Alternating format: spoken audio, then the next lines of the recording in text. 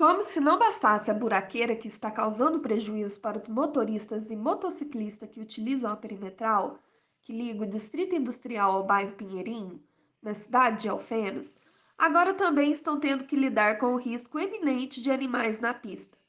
Na tarde desta quarta-feira, o motorista trafegava pelo local em seu veículo quando flagrou os cavalos tranquilamente às margens da rodovia, com o perigo iminente de causar um grave acidente, colocando a vida das pessoas em risco. Vale ressaltar, na matéria, que em casos de acidente envolvendo os animais, os proprietários podem ser responsabilizados.